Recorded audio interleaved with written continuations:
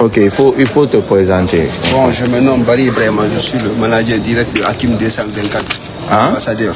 Je suis le manager direct de Hakim 224, l'ambassadeur. Barry Ibrahima. Oui. Ok, qu'est-ce que vous savez dans le décès de notre soeur là, Oumou Diallo? Vous me dites avant tout d'abord que son âme repose en paix. Le manager de Hakim donne la vraie version de la mort de sa femme, Oumou Diallo. Il donne la vraie version de la mort de sa femme.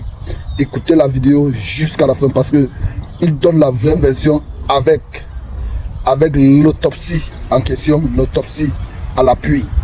Il a avec lui l'autopsie à l'appui et son manager était avec elle à l'hôpital jusqu'à ce qu'elle rende l'âme. Bon, écoutez la vraie version. Quand vous ne connaissez pas certains poifoutages, quand vous ne connaissez pas quelque chose, restez tranquille. Ne vous prononcez pas sur une affaire que vous ne connaissez pas. Écoutez la version du manager jusqu'à la fin. Déjà avant tout d'abord que son âme repose en paix. C'était une bonne personne. Bon, je ne peux pas faire des témoignages sur elle ici, parce qu'elle faisait partie de nous jusqu'à présent, ça reste. Écoutez-moi ça. Bon. Un micro dans la voiture. Bon, je ne peux pas faire des témoignages sur elle. Ça reste demain une partie de moi qui va s'en aller demain, Inch'Allah. On va prier pour le repos de son âme. Bon, je peux dire qu'elle est partie dans mes mains. J'ai passé une nuit blanche à l'hôpital avec elle. On a souffert pendant presque 72 heures, 3 jours. À 3 jours de cela, avant le match, le Sénégal et la Guinée, elle se portait très bien. On a effectué le tournage ensemble concernant les vidéos du match Sénégal-Guinée. Bon, après le... Bon, après le match Sénégal-Guinée maintenant, c'est le lendemain, elle ne se portait pas bien. Toute la nuit, elle ne dormait pas. Hakim m'a réveillé vers 6 h du matin. Soit disant, malade, il faut que tu viennes apporter à l'hôpital. Bon, pour moi, c'est juste des maladies passagères comme ça, des maladies qui vont pas. Bon, en venant, je suis venu la trouver ici. Elle ne se portait pas du tout bien. Elle avait des maux de ventre très, très, très intenses. On a été à l'hôpital. Bon, mais elle ne pouvait pas manger aussi, elle ne pouvait pas s'arrêter. Elle faisait que des mouvements, elle hurlait un peu partout. Chaque fois, maintenant, j'ai mal.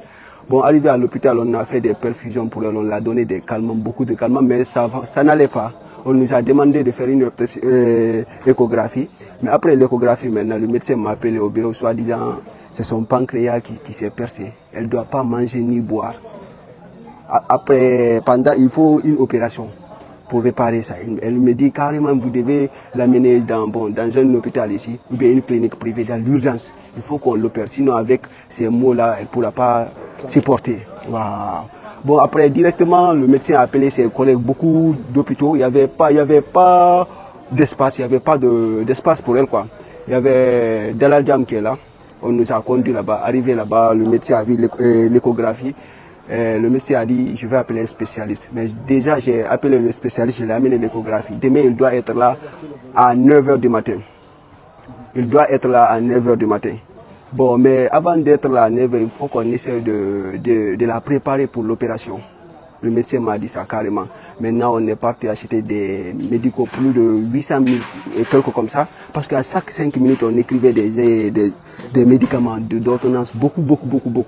Juste pour calmer, quoi. Après, le médecin m'a appelé, soi-disant, ses organes étaient faibles, quoi. Il faut qu'on prépare ça très, très bien. Parce que sinon, il faut qu'on la prépare pour l'opération. Ses organes sont faibles. Bon, on est resté dans ça vers 6 h, 7 h, 8 h du matin. J'ai appelé le médecin. C'est comment est l'opération. Le médecin me dit carrément jusqu'à présent, ses organes sont faibles. On ne peut pas prendre un risque de l'opérer. S'il y a d'autres choses qui se présenteront, vous dira seulement c'est faute au médecin, faute à l'hôpital comme ça. On ne peut pas prendre des risques. Bon, on est resté dans ça vers 12 h et quelques. Elle a eu un arrêt cardiaque. Bon, on l'a fait rentrer dans l'urgence, c'était devant moi. Après l'urgence, maintenant, le médecin est sorti. Elle m'a dit, alhamdoulilah, plus de peur que du mal. On l'a réanimé, maintenant elle est en vie. On m'a dit, maintenant, on m'a écrit beaucoup de médicaments, je suis parti acheter. On m'a dit, il faut qu'on essaie de la scanner aussi, voir réellement s'il faut une opération ou bien un traitement pour ça. Bon, c'est après ça, maintenant, on m'a appelé vers 14 h 58 comme ça, quoi, pour m'annoncer le décès. Mais après le décès, maintenant, il y a des rumeurs qui courent partout. J'ai reçu même des appels soi-disant comme ça.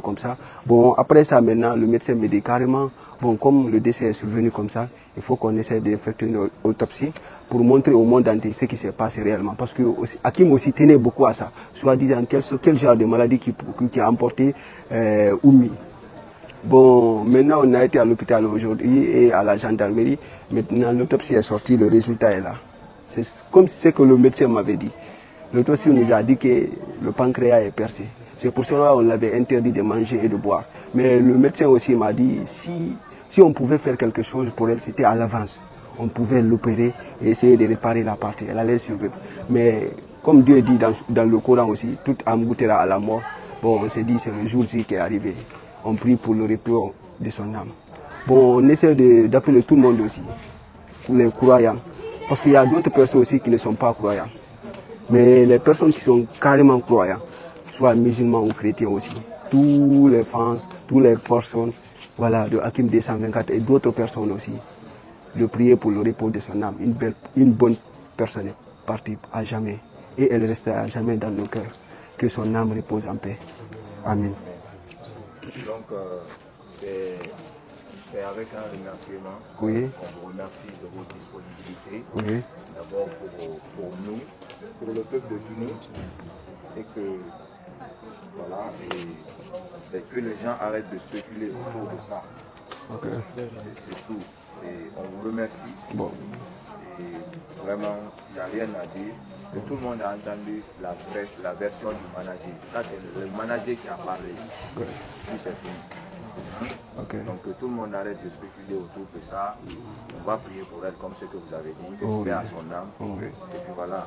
Pour rappeler aussi, demain, l'enterrement s'effectuera à 14h à la cimetière de Yoff. On appelle tout le monde de venir accompagner Oumi pour la dernière fois. Voilà. Parce Okay. qu'on avait dit qu'on allait l'enterrer aujourd'hui. Oui, Et comme l'enterrement, à cause de l'autopsie, oui. l'enterrement n'a pas été fait. Ah, Ok, merci beaucoup. Merci. merci. Merci beaucoup.